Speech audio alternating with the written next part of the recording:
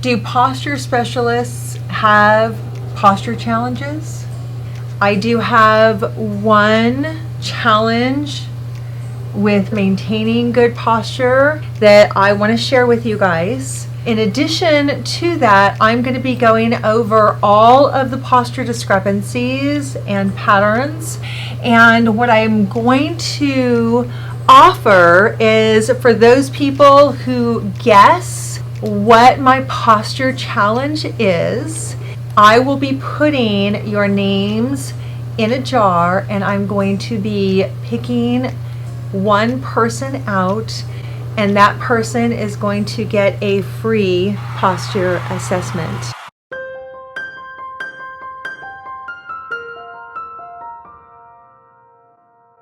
Welcome, and if this is your first time, my name is Ashley Osier and I'm the posture specialist.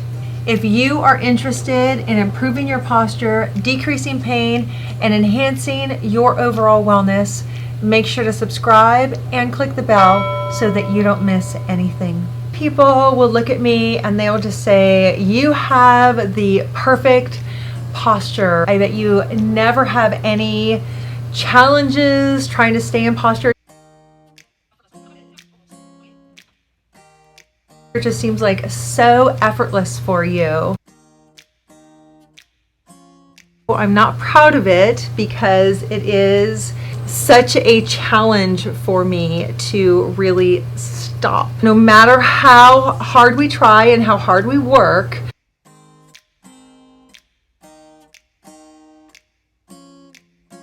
we all have at least one challenge in maintaining good posture. And remember, good posture is different for every person. Everybody has their own postural discrepancies, and yours is going to be different from mine. I've already created a video for that on what's good posture, and you guys can check that out. I will leave the link up here. I'm going to have videos at the end of this video on videos that I've already created that address some of these postural patterns that have corrective exercises and stretches that go along with it so that you can start making corrections today. Check those out after this video is over.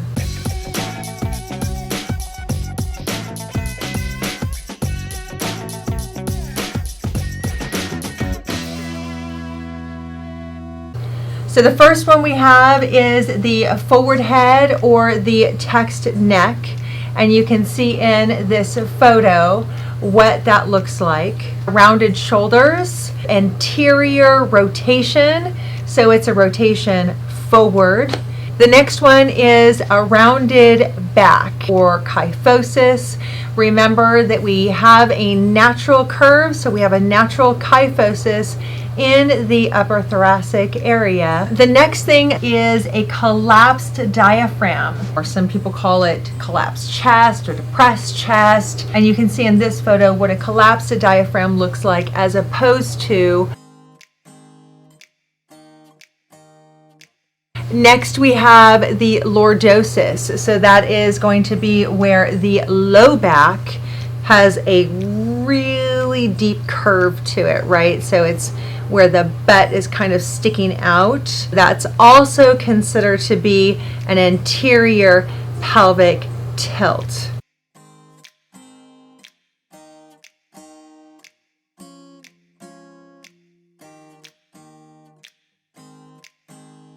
If the knees are in, that's considered to be like knock-kneed, or they call it a valgus. If it is bowed or the knees are out, it's kind of rounded, that's a varus. Then we go to the feet. So the feet can be out, the feet can be in. We can have a pronation where the feet are kind of just collapsed inward or medially. It's also considered to be flat foot or fallen arches. So you might hear some of those buzzwords. So now that we have some of those basic posture dysfunctions, I'm going to tell you about some things that people don't usually talk about. I do have one video recently that I put together, and that is about the head being rotated either with the ears off like this or with a rotation in the chin. So that's a cervical rotation that is not talked about very often. I see it quite regularly. So that is definitely a video you want to check out. The other video that I did recently is people who have shoulder hoops, right? Where the shoulders are hooped around the ears. Some people even just have a single hoop. Some people will actually write with their shoulder up to their ear. I'm sure that's really quite common with college students or anybody who just writes as a general rule with a pen or a pencil. Just notice, is your shoulder being hiked up? You definitely want to check that out if that is you. Furrowed brows, clenched jaw, tight fists. These are actually things that impact the neck and the shoulders. Did you know that? So when we furrow our brows, could be that we're upset, could be that we're thinking about something too much, could be that we have a migraine, whatever that is, when we're tensing this whole area, it tenses all of the muscles throughout the whole skull, through the neck, through the shoulders.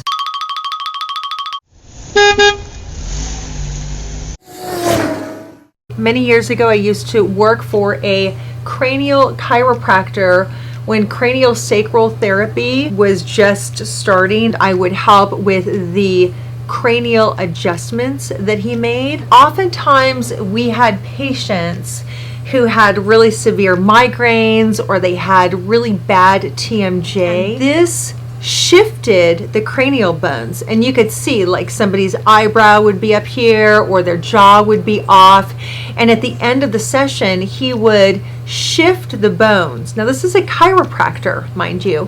He would shift the bones and it would like literally straighten their face, and as a result it then moved down the rest of their body, shifted their neck, shifted their shoulders. When we tense the muscles, that shortens all the other attachments down below, and it made his work so much easier. Everything is connected.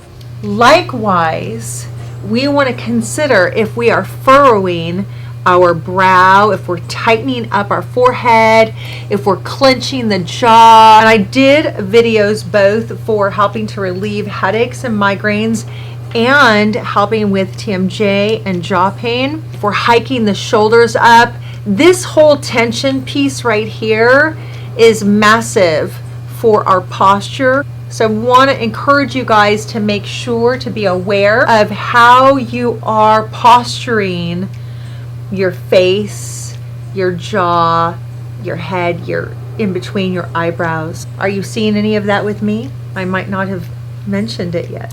So I was talking about the clenched fist.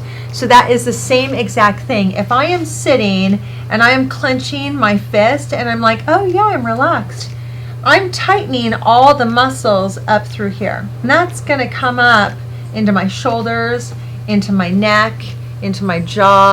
And as we tighten, that shortens those muscle fibers. So it's going to be shortening everything up here. We want to be focusing on lengthening, opening, stretching, and then of course engaging the right muscles so that we are stabilizing and strengthening that core area to support everything else. We have crossing of the legs. How many of you do that? That definitely can create problems in the hips.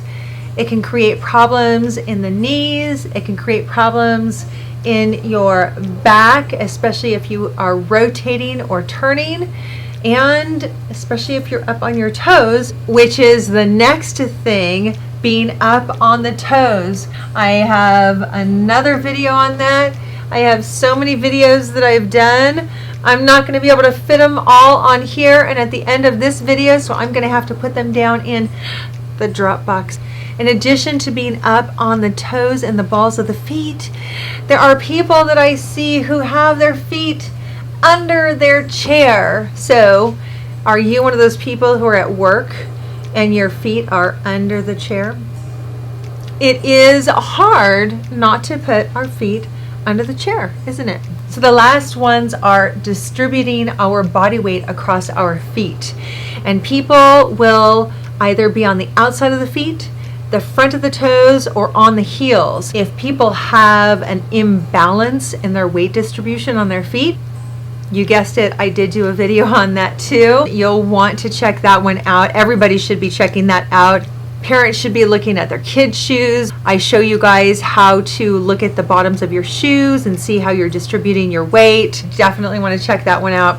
Remember that posture is about how we hold our body. There is a good way to naturally hold the body, but that's going to look a little bit different for everybody.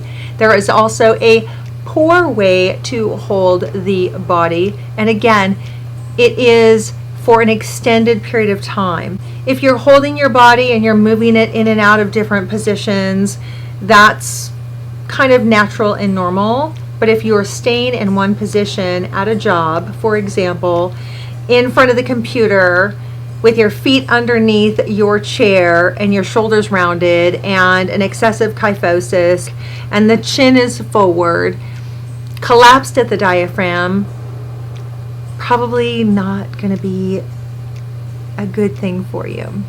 So you want to correct that. So what is my posture challenge? Well, my big challenge is crossing my legs. I am really super tall. I have really super long legs. Most tables are too short, so I've had to be away from a table. It's just been more comfortable to cross my legs. I think growing up as a female, we are often taught to cross our legs, that it's more ladylike. I know these are no excuses for not being in good posture, but you guys probably have really good reasons for having a hard time staying in good posture, and like you, I have some really good reasons as to why not crossing my legs is really hard. Sometimes I've been even known to be at a desk working or at a table on the computer, and if the table is too short for me, so I'm talking to you guys and my shoulders are already up. That's a stress sign. I have a video on that. If I'm working at a table that is too short for my knees, I've actually been known to turn my lower body to one side and face the computer or my pad of paper, whatever it is, if I'm in a class, for example. So classic, so classic. I will be listening to a teacher. I'll have my body turned, I'll have my legs crossed, and I'll be facing the instructor. It's definitely not a strong posture to be in. So, what is my correction?